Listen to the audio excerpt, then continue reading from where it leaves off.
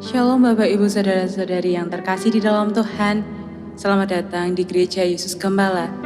Mari kita ikuti ibadah virtual ini dari awal hingga akhir. Mari sebelumnya kita alaskan ibadah ini dengan berdoa. Tuhan Yesus Allah kami yang bertahta di kerajaan surga yang mulia, terima kasih Tuhan karena Engkau telah menyertai kami sepanjang minggu ini. Sebentar kami akan memulai ibadah ini, sertai jalannya ibadah ini ya Yesus. Dan tak lupa Tuhan, ampuni dosa dan kesalahan kami. Terima kasih Tuhan, di dalam nama Tuhan Yesus Kristus. Haleluya. Amin.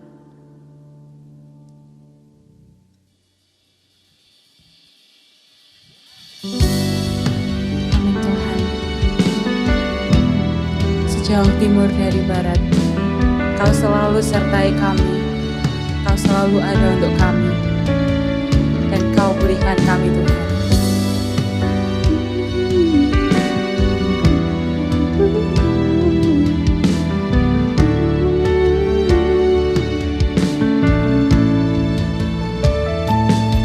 Sejauh timur dari barat, Engkau membuang dosaku.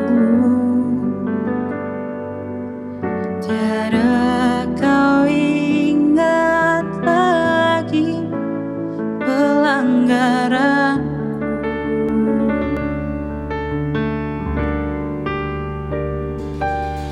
Jauh dalam tubir laut, Kau melemparkan dosaku. Tiada kau perhitungkan kesalahanku.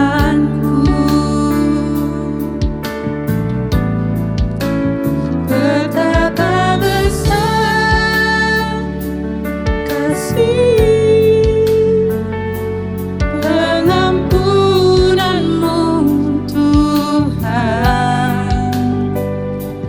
Tak kau pandang hina hati yang hancur.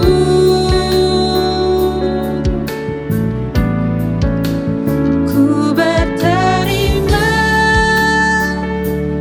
kasih kepadamu ya Tuhan. Pengampunan yang Kau beri, pulihkanku. Amin Tuhan. Pengampunan yang Kau beri, pulihkan kami Tuhan.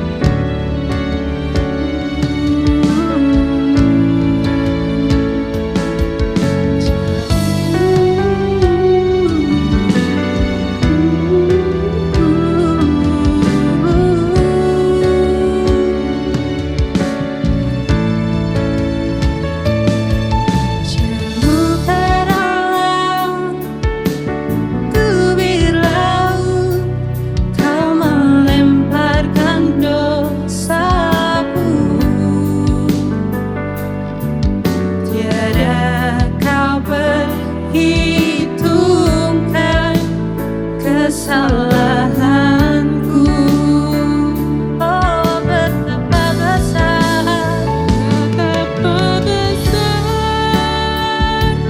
kasih pengampunanmu Tuhan. Tak kau pandang hina hati yang hancur.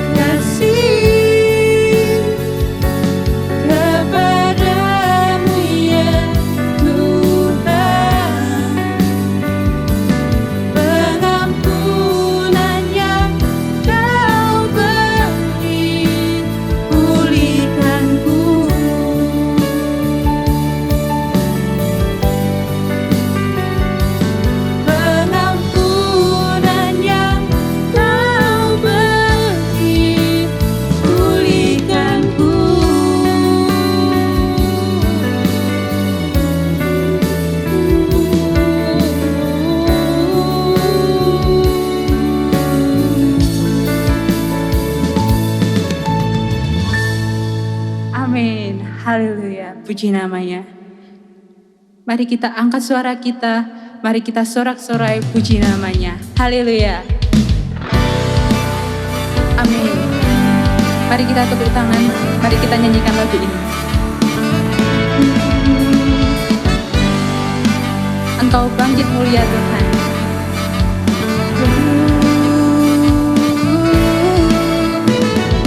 Meski ditabur dalam hina, Engkau bangkit mulia. Kutuk dosa telah dipatahkan, belenggu hidupku dihancurkan. Hai maut mana sangatmu, tak kuasa diriku. Kebangkitanmu tanda harapanku, satu-satunya kemenangan hanya dalam-Mu. Segala syukur bagi nama-Mu, ku saksikan tanda harapan dalam bangkit-Mu. Allah Tuhan, tanda harapan kami Tuhan. Meski ditabur dalam hina, Engkau bangkit mulia. Kutuk dosa telah dipatahkan, belenggu hidupku dihancurkan. Hai maut mana sengatmu, tak kuasa hidupku.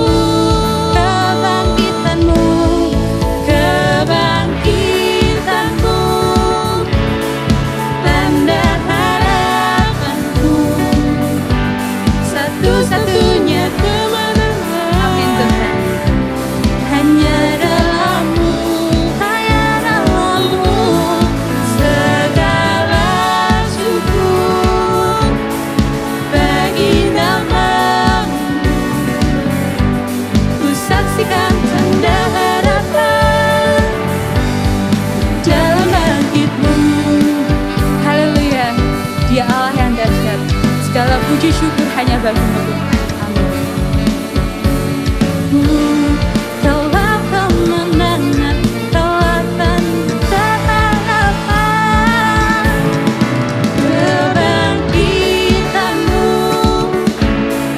tanda harapanku, satu-satunya kemenangan hanya dalam-Mu.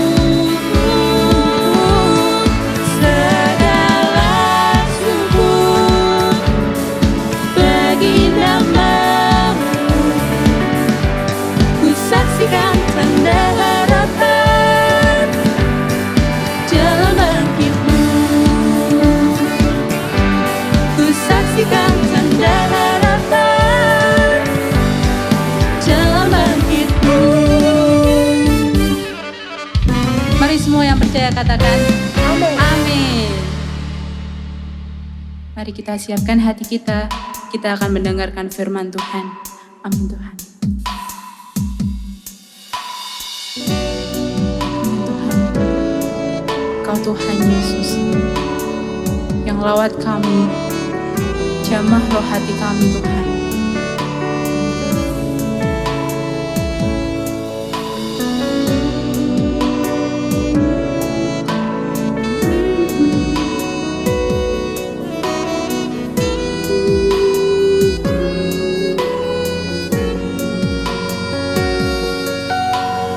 Yesus datang di hidupku, bawa ku dengan hadir-Mu, jamah roh dan hatiku, semula diriku. Yesus datang di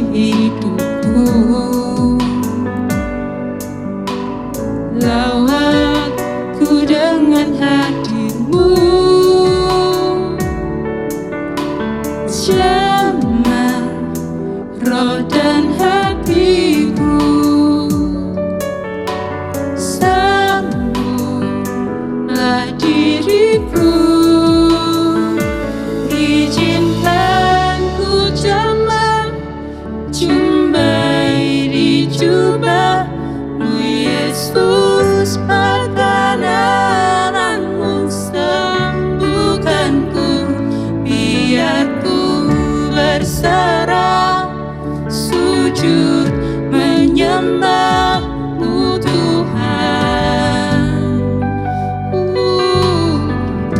senantiasa.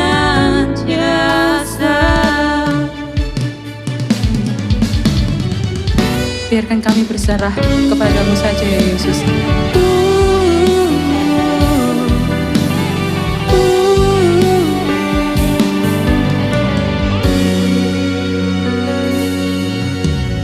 Yesus datang di hidupku, oh lawatku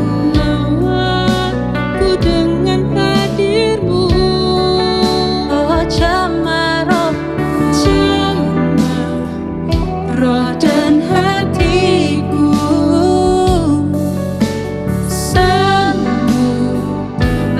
diriku.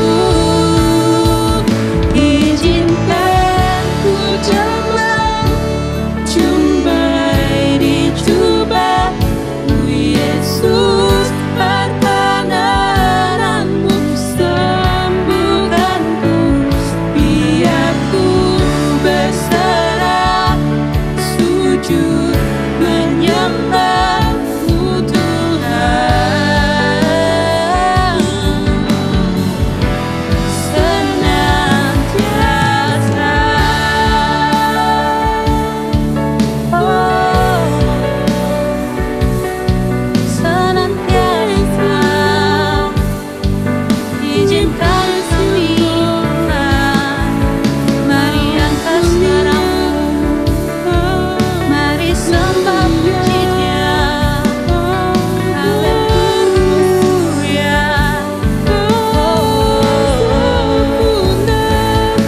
Izinkan ku jemaah. Haleluya. Engkau lawat kami Tuhan.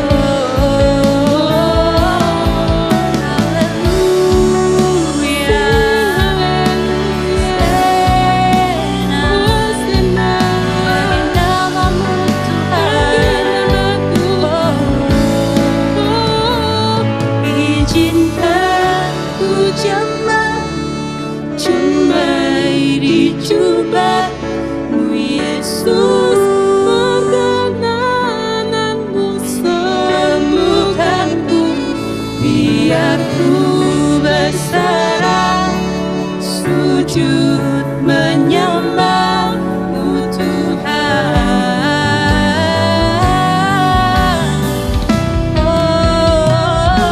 Izinkan ku jemaah jumpai di jubah-Mu Yesus, perkenanan-Mu sembuhkanku, biar ku berserah sujud menyembah-Mu Tuhan, senantiasa.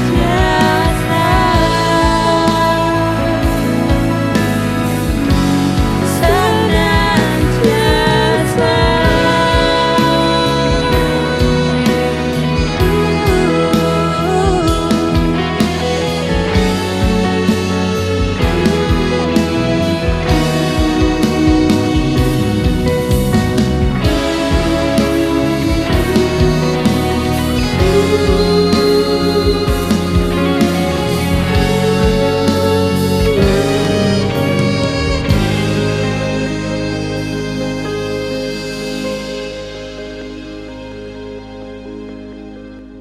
Shalom Bapak Ibu Saudara sekalian, selamat datang di ibadah virtual Gereja Yesus Gembala. Tidak terasa sudah ada di bulan Oktober, bulan yang ke-10 di tahun 2021 ini. Kita punya satu subtema yang baru yaitu kuasa doa.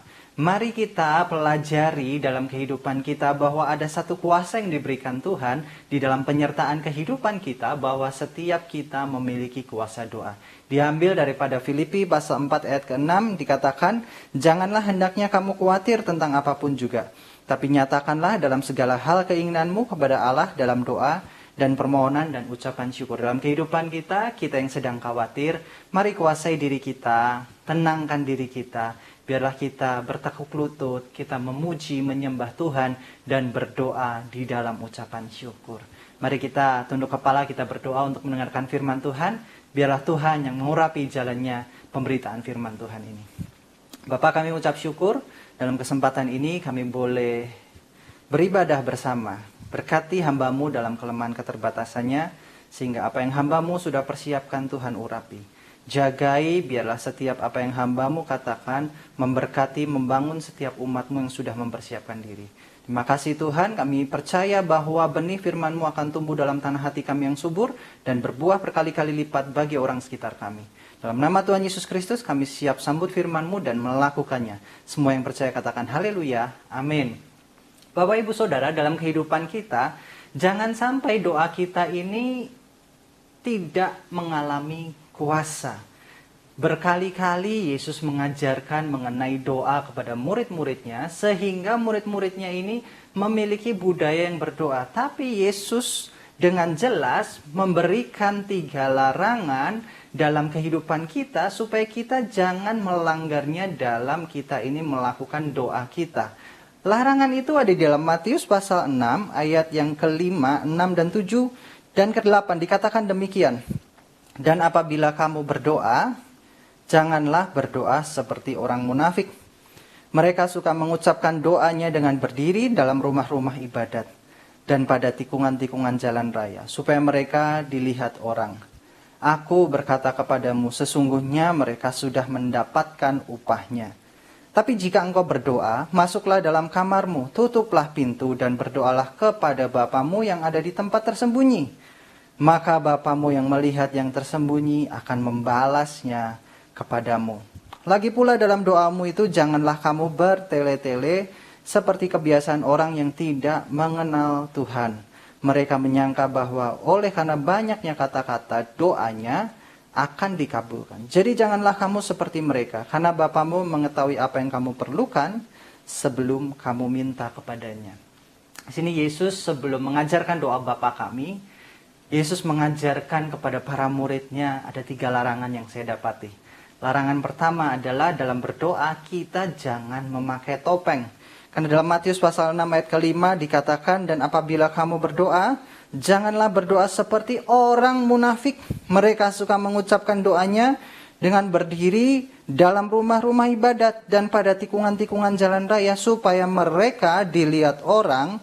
Dan aku berkata kepadamu, sesungguhnya mereka sudah dapat upahnya. Kita lihat Bapak Ibu Saudara, kenapa kok Yesus melihat bahwa ada orang yang berdoa tetapi melanggar apa yang diinginkan Tuhan? Karena yang pertama adalah dalam berdoa, orang-orang sering memakai yang namanya topeng agamawi. Di sini orang yang memakai topeng agamawi adalah orang-orang yang dalam kehidupannya dia berdoa supaya dilihat menjadi orang yang suci, orang yang baik, orang yang mungkin kudus. Dengan kata lain, kalau orang rohani, dia pikir ada satu sematan atau satu karakter yang langsung didapatinya. Kita pikir orang rohani, orang yang sering berdoa pasti baik, pasti jujur, pasti melakukan sesuatu dengan teliti dan tidak sembarangan. Tetapi justru Yesus mengatakan demikian. Kalau kamu berdoa, jangan seperti orang munafik yang mereka berdoa di rumah-rumah ibadat dengan berdiri. Kalau saya pikir, apa yang salah dengan berdoa di dalam rumah ibadat? Bukankah gereja, tempat ibadah kita, pasti ada doanya. Yang salah di mananya? Yang salah adalah menonjolkan diri di rumah ibadat itu dengan posisi berdiri tegak. Dia mungkin melayangkan kesombongan rohaninya bahwa aku dapat berdoa. Dan dia pakai topengnya, ini loh aku orang yang doanya indah, doanya bagus. Dan kemudian itu nggak sampai titik itu aja. Yesus menjelaskan setelah dia berdiri berdoa di rumah ibadah, yang kedua adalah dia berdoa di tikungan-tikungan jalan supaya terlihat oleh orang-orang di luar bahwa dia orang yang beragama, dia orang yang taat, dia orang yang kusuk dalam berdoa. Problemnya adalah saat kita melakukan semua itu sebagai tindakan kita cinta sama Tuhan, itu tidak masalah. Tetapi intensi dalam melakukannya itu kalau hanya untuk sebuah pencitraan supaya dilihat aku agamawi, Aku ini taat, aku ini cinta Tuhan. Orang harus menghormati aku karena aku ini melakukan yang tepat di mata Tuhan. Kalau kita mempunyai intensi doa kita, ibadah kita, semua yang kita lakukan, mungkin tekuk lutut kita, angkat tangan kita adalah lihat aku. Maka yang terjadi adalah topeng agamawi itu sedang kita pakai dan kita merasa lebih benar dari orang, itulah yang tidak boleh. Orang munafik dia pakai topeng yang berbeda saat dia ada di gereja dan dia buka topeng aslinya saat dia berada di tempat di luar gereja. Kadang-kala kita pikir begini, Pak, kalau gitu saya nggak usah ke gereja dong. Orang di gereja aja bisa berbuat dosa, dia doa aja dosa loh, Pak. Karena waktu berdoa dia sombong, dia angkat tangan supaya orang lihat nih betapa aku punya sesuatu yang menarik di dalam Tuhan. Tapi kalau nggak ke gereja, ya sama aja.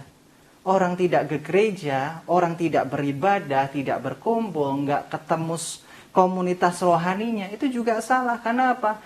Jangan tinggalkan persekutuan ibadah dengan orang-orang percaya juga merupakan perintah dari Tuhan supaya kita membangun komunitas yang kuat, komunitas yang saling membangun satu dengan yang lainnya. Kita jangan sampai terjebak dalam pemikiran yang salah. Berdoa di gereja no problem. Berdoa di tempat umum pun no problem. Hanya saja tidak perlu ditunjukkan bahwa kita ini kayaknya kudus banget, kayaknya kita ini baik banget, kayaknya kita ini dekat banget sama Tuhan. Kadang-kala kita merasa kalau aku lebih berdoa, lebih banyak berdoa dari orang lain, aku ini lebih benar. Kalau aku ini mengatakan doaku dalam kata-kata yang indah, kayaknya aku ini adalah orang yang kudus. Dan kalau aku dikaruniai dengan bahasa-bahasa roh mungkin, aku pasti benar. Bukan demikian, justru orang semakin memiliki kasih, memiliki karunia, memiliki pengetahuan, dia akan sadar bahwa dalam kehidupannya semua itu karena kasih anugerah Tuhan yang melayakkan kita untuk berdoa. Sama seperti Paulus, oleh karena kasih karuniamu, dengan berani aku menghadap tahta kudusmu. Di sini kita melihat orang yang banyak berdoa justru menyadari bahwa dirinya adalah orang yang diberi anugerah keselamatan dan diberi kasih Tuhan yang gratis, yang tidak terkira, yang hanya diberikan kepada orang-orang yang percaya. Sehingga kita yakin dalam doa kita ada kuasanya. Hal yang kedua yang mesti kita hindari adalah dalam berdoa, mari tata kata kita jangan berputar-putar. Karena Yesus katakan demikian, Matius pasal 6 ayat ke-7, lagi pula dalam doamu, janganlah kamu bertele-tele seperti kebiasaan orang yang tidak mengenal arah. Mereka menyangka bahwa karena banyaknya kata-kata doanya, maka doanya akan dikabulkan. Orang pikir dalam kehidupan kita, kalau kita berdoa dengan kata-kata yang panjang, kata-kata yang indah, kata-kata yang tertata, mungkin kata-kata yang mungkin kita menangis-nangis, mungkin kita punya satu formula doa yang harusnya dilakukan ini dulu, kemudian ini, kemudian ini. Dan itu kita jadikan patokan di mana kalau mau doamu berhasil, maka kamu harus melakukan dari titik A sampai titik Z dengan benar. Yang jadi salah, karena doa bertele-tele yang dimaksudkan adalah jangan terlalu banyak berteori, jangan terlalu banyak kata-kata yang diulang-ulang dan menangisi keadaan, tetapi milikilah yang namanya apa? Doa sebagai relasi pribadi dengan Tuhan. Kadang-kala kita pikir dengan banyaknya kata-kata, dengan diulang kata-kata, maka Tuhan mendengar. Dengan panjangnya doaku 1 jam, mungkin 2 jam, 3 jam, mungkin apa yang aku minta akan Tuhan berikan dengan lebih cepat. Kita pikir dengan doa yang panjang Tuhan akan mendengarkan seluruhnya, dan kemudian dengan doa yang pendek Tuhan tidak berkenan. Justru kita jangan sampai mempunyai pikiran Tuhan mendengarkan doa kita karena panjang dan pendeknya doa. Tuhan menjawab doa kita karena panjang dan pendeknya doa kita. Dan kita jangan berpikir dengan kita mempunyai durasi doa yang panjang, kita lebih beriman dari orang yang doanya pendek. Kalau kita berpikir panjangnya doa akan mempengaruhi jawaban doa, maka kita salah. Karena panjang pendeknya doa tidak berpengaruh kepada jawaban doa Tuhan kepada kita. Saat kita berdoa menangis mungkin 5 menit karena kita nggak ngerti mau ngomong apa. Dan saat kita diam, tidak mengeluarkan kata-kata dan kita bilang, Tuhan, ampuni aku.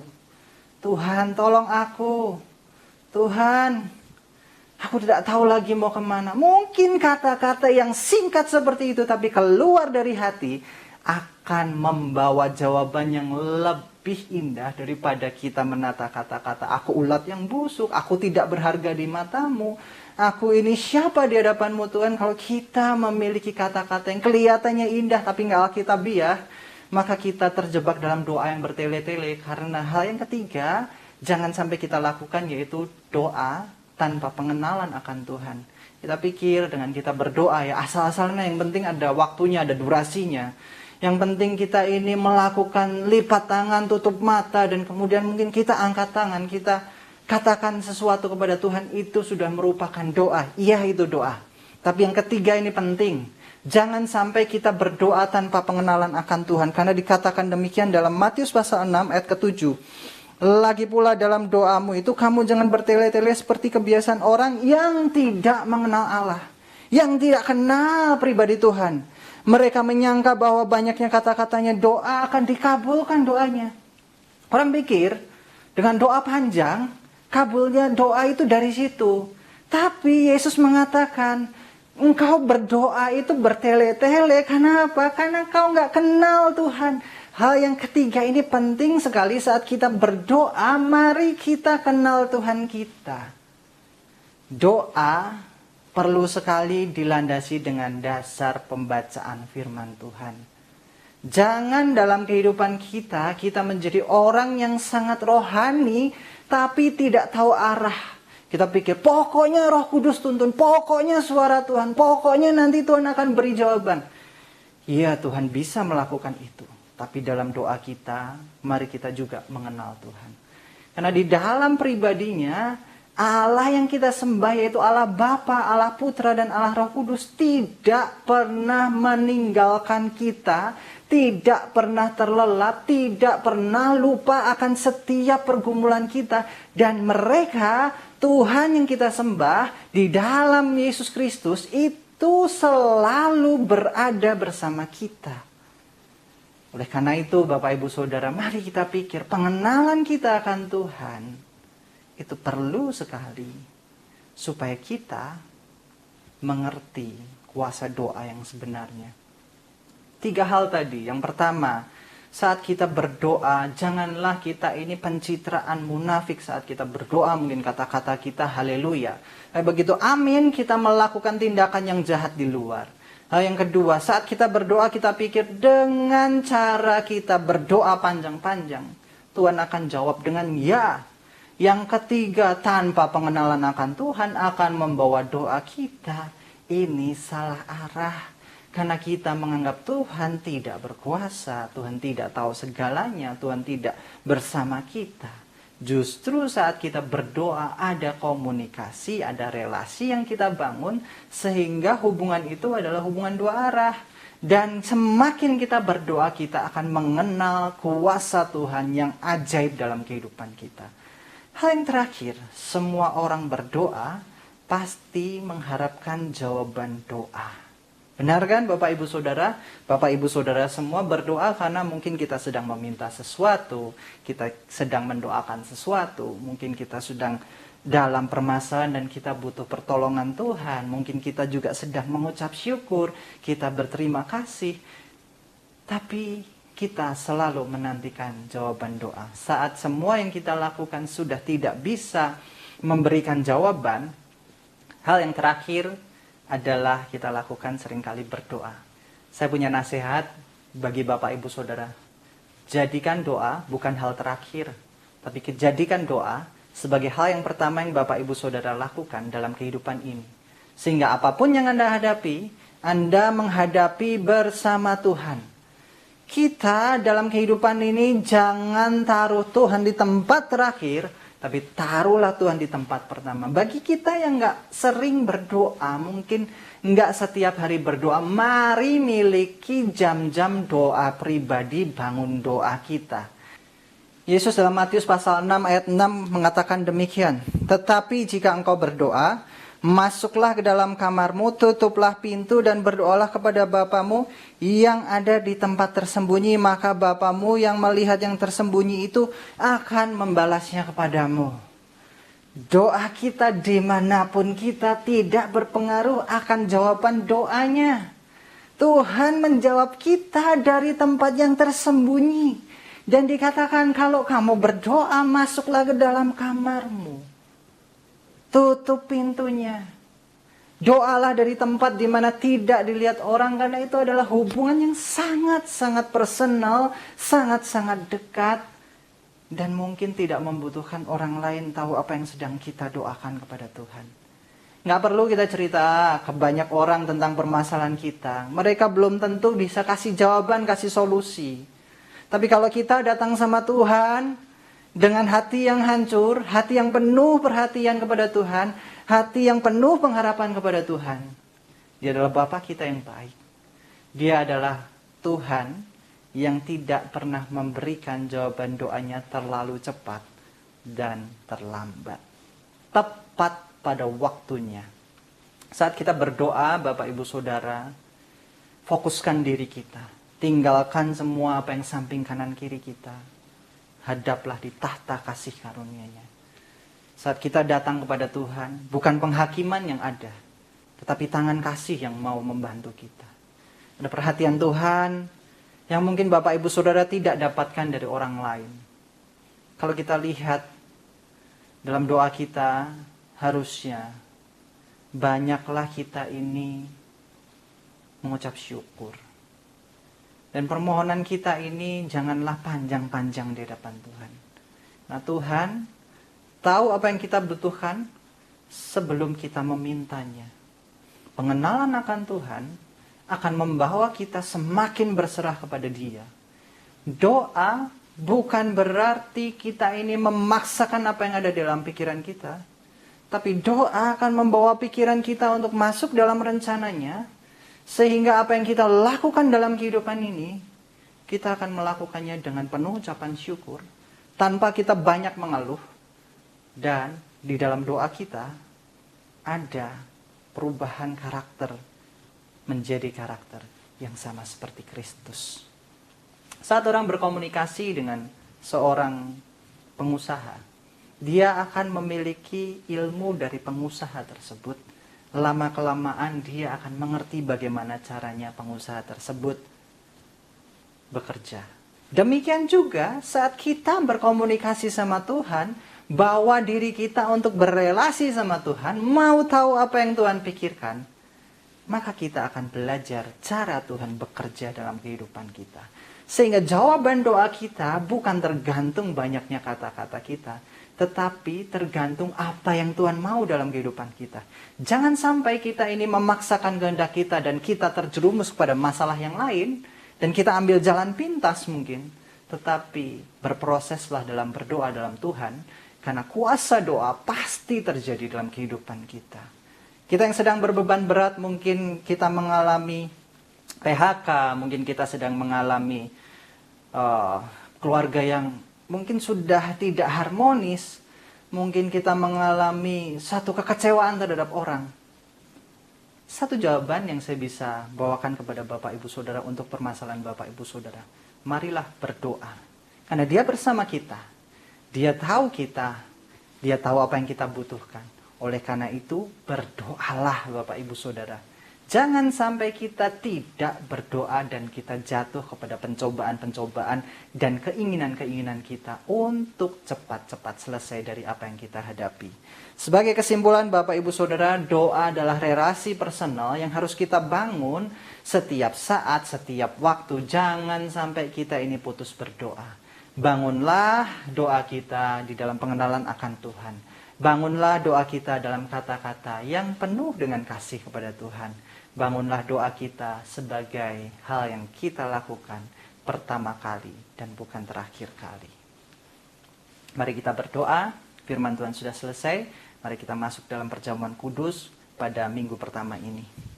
Bapak, terima kasih untuk kesempatan kali ini. Kami berdoa mengucap syukur, biarlah tangan-Mu, penyertaan-Mu yang menyertai kami. Kami tahu doa kami tidak sempurna, tapi kami tahu apa yang tidak sempurna dalam kehidupan kami disempurnakan oleh Yesus Kristus, Sang Pengantara, Juru Selamat kami. Biarlah dalam kami berdoa, kami mengalami kuasa pemulihan Tuhan, kuasa pertolongan Tuhan, kuasa jamahan-Mu, sehingga apa yang sedang kami pergumulkan, ada ketenangan hati, ada kedamaian, ada sukacita. Tuhan yang mengurapi kami. Sebentar kami akan masuk dalam perjamuan kudus. Urapi setiap orang yang sudah ada di rumah untuk masuk dalam perjamuan kudus ini. Kami boleh makan dan minum anggur bersamamu dalam perjamuan. Kami memperingati peristiwa akan kematian, kebangkitan-Mu. Kami memaknai bahwa kami ditebus oleh karena kasih anugerah Tuhan yang di dalam kami. Mari kita dengarkan firman Tuhan. Sebab setiap kali kamu makan roti ini dan minum cawan ini, kamu memberitakan kematian Tuhan sampai Ia datang. Jadi barang siapa dengan cara tidak layak makan roti atau minum cawan Tuhan, ia berdosa terhadap tubuh dan darah Tuhan. Karena itu hendaklah tiap-tiap orang menguji dirinya sendiri, baru sudah itu ia makan roti dan minum dari cawan itu. Bapak, Ibu, Saudara, mari kita siapkan roti, kita angkat, kita berdoa. Tuhan, terima kasih, biarlah perjamuan kudus ini boleh mengurapi kami.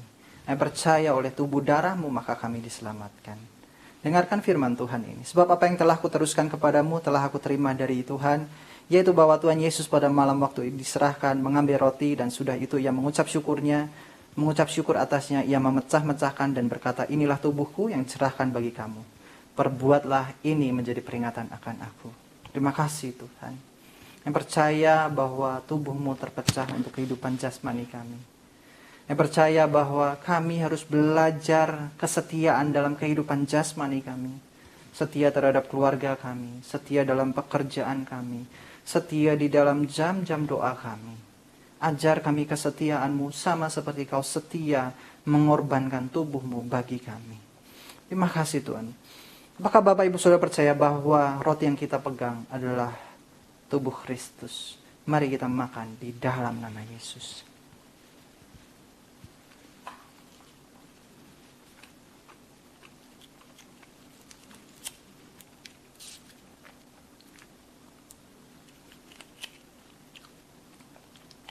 Dengarkan firman Tuhan.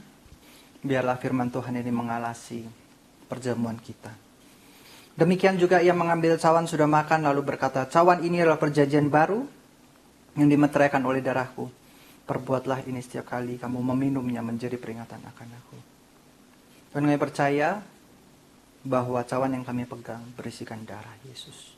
Darah anak domba Allah. Darah perjanjian baru yang memeteraikan kami dalam kitab kehidupan. Kami percaya bahwa setiap dosa kami diampuni bukan karena perbuatan kami, melainkan oleh karena kasih anugerah Tuhan di kayu salib. Terima kasih Tuhan untuk pengorbanan-Mu, kebangkitan-Mu yang menjamin hidup kami untuk kekekalan. Apakah Bapak Ibu Saudara percaya bahwa cawan yang kita pegang adalah darah Yesus? Mari kita minum dalam nama Yesus. Haleluya Tuhan. Haleluya. Haleluya. Terima kasih Tuhan, kalau kami sampai saat ini masih boleh beribadah, masih boleh berdoa, masih boleh mengucap syukur.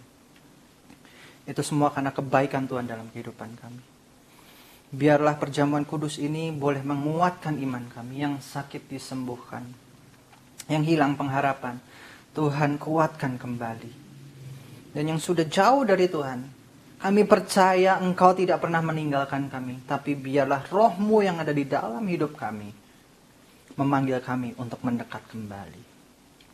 Dan sebentar kami akan berpisah, biarlah berkat-Mu boleh turun atas kami. Mari kita angkat tangan di hadapan Tuhan. Murid Yesus Gembala, terimalah berkat jasmani, jiwani, rohani dalam keluarga-Mu, pekerjaan-Mu, studi-Mu, pelayanan-Mu, dan komunitas-Mu. Diberkatilah Engkau dengan kehidupan kekal. Diberkatilah Engkau dengan hikmat ilahi. Diberkatilah Engkau dengan kekuatan dan pengharapan kekal. Diberkatilah Engkau dengan kekayaan dan kemuliaan Tuhan. Diberkatilah engkau selalu dalam damai sejahtera dan sukacita. Diberkatilah engkau dalam terang kasih dan iman sejati. Dialah Tuhan yang tidak berubah sekarang dan selamanya, yang menghadapkan wajahnya padamu, yang menyertai engkau selamanya untuk memberitakan kabar baik sampai ke ujung dunia. Saudara-saudara yang Tuhan Yesus kasihi, terimalah berkat anugerah pemeliharaan dari Allah Bapa, berkat rahmat pemulihan dari Tuhan Yesus Kristus, berkat pertolongan dan penghiburan dari Allah Roh Kudus yang menyertai memberkati engkau dan seluruh isi keluargamu dari sekarang sampai Tuhan Yesus datang kedua kali dalam kemuliaan dan sampai selama-lamanya. Semua yang percaya katakan haleluya. Amin. Bapak Ibu Saudara, ibadah sudah selesai. Sampai ketemu di ibadah selanjutnya. Biarlah kita tetap berdoa, kita tetap menyerahkan segalanya di dalam Tuhan. Kita percaya bahwa kasih anugerah Tuhan tidak pernah meninggalkan kita. Tetaplah berdoa dan tetaplah kita ini memuji, menyembah Tuhan dalam kehidupan kita. Sampai ketemu di ibadah selanjutnya, Tuhan Yesus memberkati.